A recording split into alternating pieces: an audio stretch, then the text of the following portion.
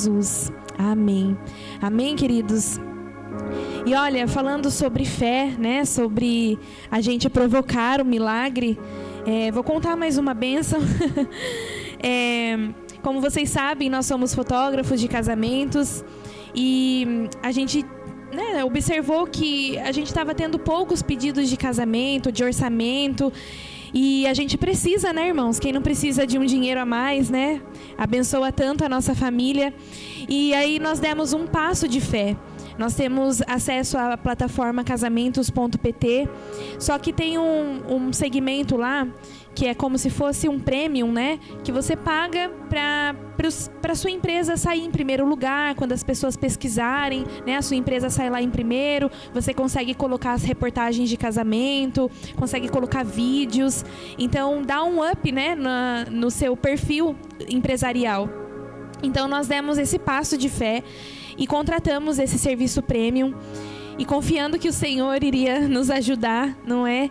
E essa semana que passou, nós pagamos a primeira parcela, né, desse pacote premium.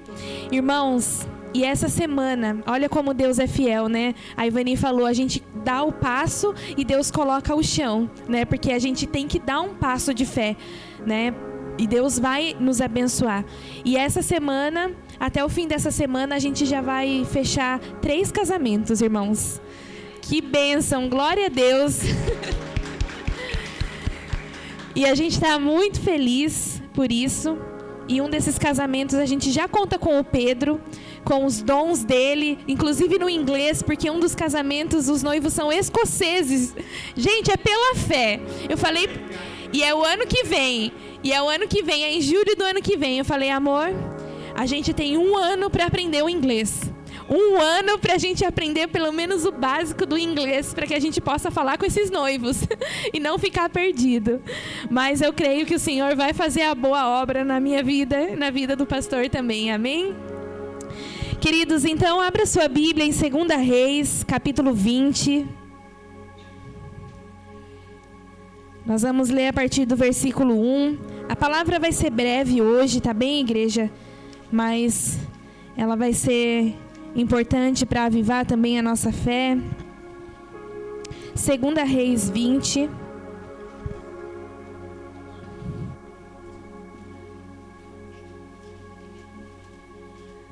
E o caderninho ataca de novo, viu? O caderninho tá ressurgindo. O pastor vai colocar ali na tela também uma arte. Quem achou, diga achei. Quem não achou, diga misericórdia. Vamos para a aula de discipulado. Amém? Vamos ler então. Eu vou ler na minha versão, tá bem, queridos? Então pode estar diferente da de vocês, porque é a versão um pouco mais atual. Diz assim: por esse tempo, o rei Ezequias ficou doente e quase morreu. O profeta Isaías, filho de Amós, foi visitá-lo e disse: o Senhor Deus diz: põe as suas coisas em ordem, porque você não vai sarar. Apronte-se para morrer. Então Ezequias virou o rosto para a parede e orou assim: ó Senhor Deus, lembra que eu tenho te servido com fidelidade e com todo o coração, e sempre fiz aquilo que querias que eu fizesse. E chorou amargamente.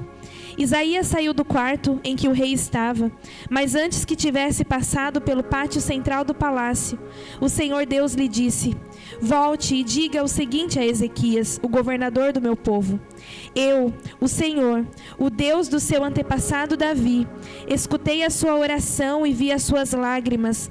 Eu vou curá-lo, e daqui a 3 dias você irá até o templo. Vou deixar que você viva mais 15 anos. Livrarei você e essa cidade de Jerusalém do rei da Assíria. Defenderei essa cidade por causa da minha honra e por causa da promessa que fiz ao meu servo Davi. Então Isaías disse: ponham uma pasta de figos em cima da úlcera do rei e ele ficará bom.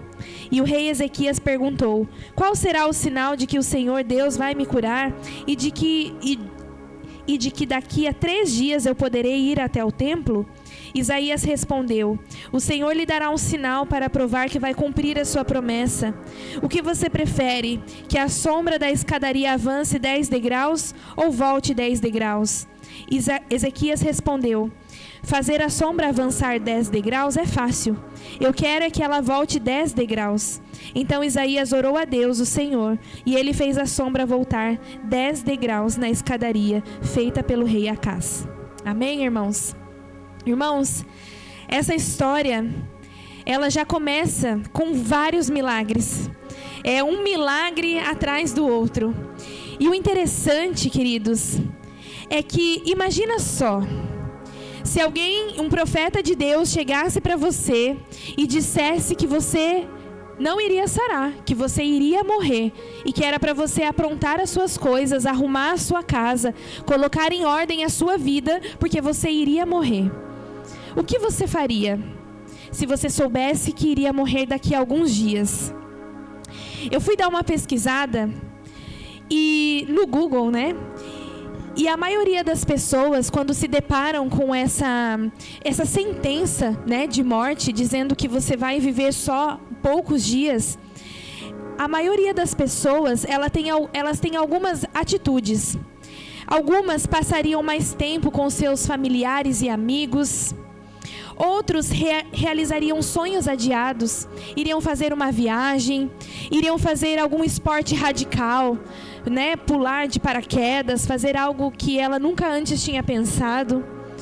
Elas organizariam a sua própria vida, né? Colocariam em ordem as suas finanças para deixar tudo pronto para os seus filhos ou para os seus cônjuges. Elas buscariam dar sentido à vida, resolveriam conflitos antigos, registrariam as memórias e muitas delas buscariam mais a Deus. Então, quando a gente se depara com um cenário como esse, hoje eu fiquei pensando sobre isso. O que eu faria se eu soubesse que os meus dias já estão contados aqui e que amanhã eu já não vou estar mais nessa terra? O que eu faria? Muitos de nós, queridos, nós vivemos como se nós fôssemos eternos, como se nós fôssemos viver o resto da vida assim para sempre, que a morte não, né, iria nos alcançar. E muitas vezes a gente vive como se a gente tivesse todo o tempo do mundo para fazer tantas coisas, para buscar a Deus, para fazer tantas coisas boas, para estudar, para ler, para fazer, enfim, muitas coisas. Mas o que a gente precisa saber é que só o Senhor sabe os nossos dias que nós teremos aqui na terra. Só o Senhor, Ele conhece quantos dias nós ainda temos para viver aqui nessa terra. E o rei Ezequias, ele estava muito atribulado, ele estava muito nervoso, porque o rei da Assíria, a Síria era um império o mais forte daquela época, daquele contexto. Ninguém conseguia ganhar dessa nação nas guerras. A Síria, ela já tinha praticamente destruído o reino de Israel, as tribos do norte, as 10 tribos que estavam lá em Israel. E Ezequias, ele era o rei de Judá. E quando o rei da Assíria manda uma carta para Ezequias, falando que ele era para se preparar, porque eles iriam atacar Judá, iam acabar com eles, acabar com o povo, levar todos os seus bens, os seus pertences, matar os homens, as crianças, as mulheres, tudo. Ezequias, ele ficou em aflição, mas ele foi e clamou ao Senhor, e o Senhor deu o livramento não só para ele, mas para todo o povo de Judá. A Bíblia conta um capítulo antes que o Senhor mandou um anjo, e esse anjo, ele matou 155.000 homens da Assíria. E isso fez com que o rei da Assíria voltasse de volta, né, para sua terra e não atacasse o rei de Judá. Mas então algo acontece. Ezequias, ele fica doente, ele fica muito mal. E então o profeta Isaías vai até o rei Ezequias e diz para ele: Ezequias, prepara a sua casa, coloque em ordem as suas coisas, porque você não vai sarar, você vai morrer. Então naquele momento Ezequias, ele ficou completamente triste, desesperado, angustiado, porque, queridos, acreditam que ele tinha nesse contexto aqui 39 anos. Ele era super jovem, ele estava no auge do seu reinado, né? No auge da sua força. Ele tinha muita coisa ainda para fazer, né? Pelo reinado de Judá, pelo povo de Deus. Então ele fica desesperado. E o que resta para ele é virar para a parede e orar ao Senhor. E a Bíblia diz que ele orou com desespero. Ele se colocou diante do Senhor pedindo para que o Senhor não fizesse isso, não o matasse, mas que o Senhor poupasse a sua vida. Então, Ezequias, ele estava diante de uma sentença de morte. Ele estava ali diante da sentença angustiante. Mas, queridos, diante da sentença que colocam sobre a sua vida, diante de uma sentença, a única opção que nós temos é orar ao Senhor, é pedir ao Senhor, é clamar a Ele, é interceder em nome do Senhor para que Ele venha nos salvar, porque é só Ele que pode nos salvar. Então, a primeira atitude que Ezequias teve, ao invés dele ficar ali chorando só apenas se lamentando e falando, meu Deus, agora acabou, não tem mais nada para mim. Ele orou ao Senhor. Ele disse a Deus tudo o que ele estava em seu coração, com toda a sinceridade. Então, o primeiro ponto para nós essa noite, quando o momento difícil vier sobre você, quando a sentença de morte vier sobre você, sobre a sua casa, ore ao Senhor. Coloca diante dele as suas dificuldades, o seu problema. Coloque diante do Senhor, mas coloque com fé, coloque com convicção de que o Senhor, Ele vai vir ao seu favor. Ele vai te resgatar.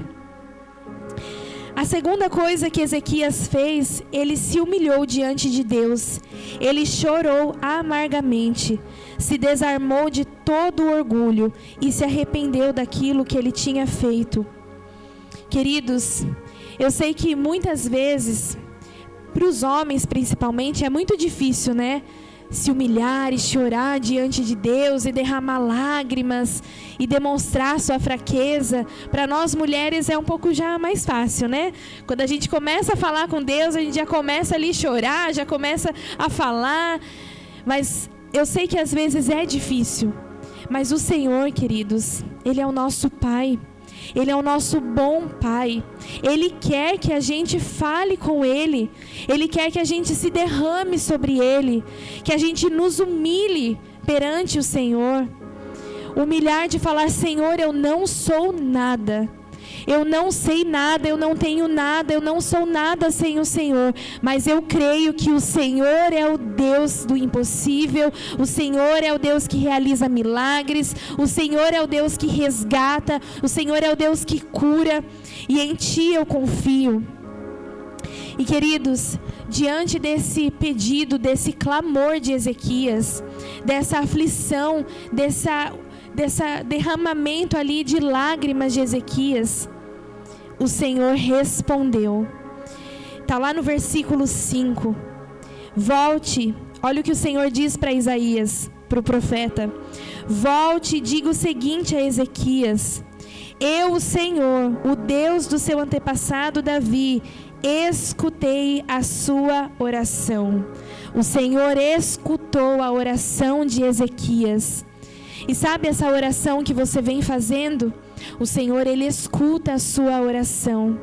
Ele ouve a sua oração. Ele está ouvindo a sua oração. Queridos, uma oração não é apenas palavras jogadas ao vento, não. O Senhor, Ele ouve, Ele escuta a nossa oração, Ele sabe do que a gente precisa. Antes mesmo da gente falar, Ele já sabe, mas Ele quer ouvir a sua voz. Ele quer que você se derrame diante dEle, porque Ele escuta a nossa oração. E o versículo continua: eu vi as suas lágrimas. O Senhor, Ele vê as nossas lágrimas. Ele vê cada lágrima que cai do seu rosto, cada lágrima que você derrama no Senhor, diante dele, cada lágrima de tristeza, de desespero, de angústia. O Senhor, Ele está vendo, Ele vê as suas lágrimas. E o Senhor, Ele trouxe a cura sobre a vida de Ezequias. O Senhor, então, Ele mudou a sentença que estava na vida de Ezequias. Ele mudou aquela sentença e Ele curou a vida dele. Ele curou. Ele pediu ali que o profeta, colocasse ali pasta de figos. Mas o poder da cura não estava sobre a pasta. O poder da cura estava em Deus. Deus o curou da sua enfermidade. E o Senhor também acrescentou mais 15 anos de vida a ele. No verso 6, Vou deixar que você viva mais 15 anos. Veja, alguém que estava ali com uma sentença de morte. Alguém que Deus tinha mandado preparar a sua casa porque ele ia morrer. Depois de um clamor, depois de uma oração sincera, Deus, Ele mudou a sentença sobre a vida de Ezequias.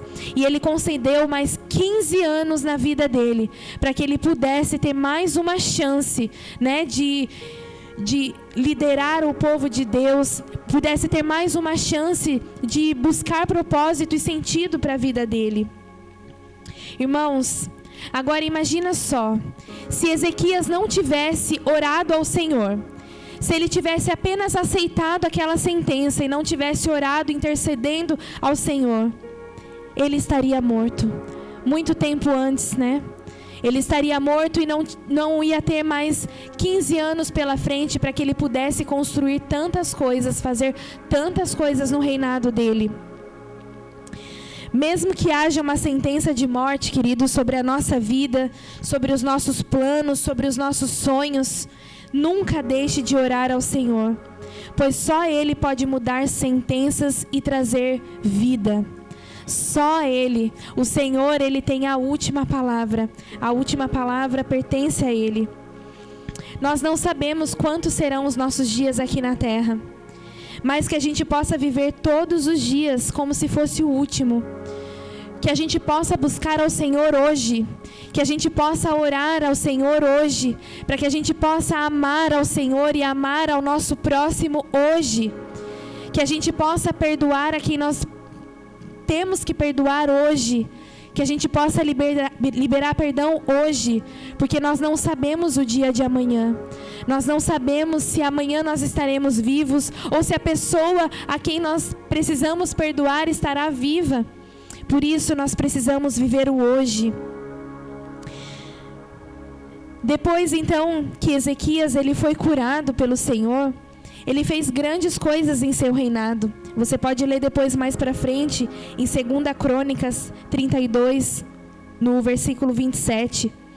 Ele fez várias coisas ainda pelo reinado, ali de Judá. Então, queridos, Deus todos os dias, Ele nos dá uma nova oportunidade de construirmos coisas boas, de construirmos propósitos, de construirmos coisas maravilhosas para Ele, de cuidar da nossa família, de cuidar da nossa casa, de dizer à pessoa que está do nosso lado que nós a amamos. Todos os dias o Senhor dá uma nova oportunidade para nós. Então, viva esse dia dando glórias a Deus, porque nós temos pernas para andar, temos braços para trabalhar, temos olhos para ver, temos ouvidos para ouvir, boca para falar. Enquanto muitos aí, queridos, estão, têm limitações, não conseguem muitas vezes olhar o céu azul lá fora, mas o Senhor, Ele nos concedeu essa bênção. Então que cada dia seja um dia de louvor a Deus, que a nossa vida seja um louvor ao Senhor. E essa história de Ezequias, ela me faz lembrar a história de Lázaro. Lázaro, ele já estava morto há 4 dias, quando Jesus chegou lá em Betânia. E para aquela família, para aquelas irmãs, Marta e Maria, a sentença de morte já havia sido dada. Lázaro já estava morto, não havia mais esperança, não havia mais o que pudesse ser feito. Mas quando Jesus ele chega, ele muda a sentença sobre aquela família, sobre a vida de Lázaro. E a mesma coisa, né? Ezequias, ele teve que dar um passo de fé. Ele teve que orar ao Senhor para que o Senhor mudasse a sua sentença. E ali, na história de Lázaro, Jesus, ele pede para que as pessoas removam a pedra, né, do túmulo onde estava Lázaro. Ou seja, o milagre, muitas vezes, depende também da gente, depende do nosso ato de fé, de tirar, de remover a pedra, de tirar aquilo que nos impede de crer no milagre. Então, aqueles homens vão e tiram aquela pedra, e Jesus chama Lázaro para fora, e Lázaro vem, ele ressuscita. Jesus, ele traz vida novamente para Lázaro. Ele muda a sentença de morte que estava sobre a vida de Lázaro. E ele traz vida novamente para aquele homem. E queridos, muitas vezes nós temos que tirar e remover a pedra que muitas vezes pessoas ou nós mesmos colocamos no caminho do nosso milagre. Muitas vezes a gente acha que aquela pedra é um empecilho para a gente alcançar o milagre. Mas esta noite que a gente possa, assim como Ezequias, orar ao Senhor, assim como foi também no milagre ali de Lázaro, que a gente possa remover tudo o que nos impede de acessar o nosso milagre. Remova da sua vida tudo o que te impede, a incredulidade, remova ela da sua vida.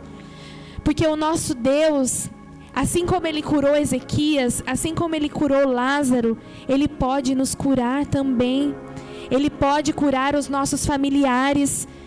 Quantos milagres a gente já não presenciou? Quantos milagres a gente já não soube? Quantos milagres já não nos contaram que Deus mudou a sentença? E hoje Ele pode mudar a sentença na vida de alguém. Ele pode mudar a sentença na nossa vida, na nossa história. Porque Ele é um Deus de milagres. Ele é um Deus do impossível. Amém, irmãos? A palavra de hoje ela é breve, mas que a gente possa refletir sobre isso. Nós não sabemos o dia de amanhã. Então, o que você tiver que orar para Deus, ore hoje. O que você tiver que buscar da parte dele, busque hoje. Porque muitos queridos queriam ter essa oportunidade que Ezequias teve.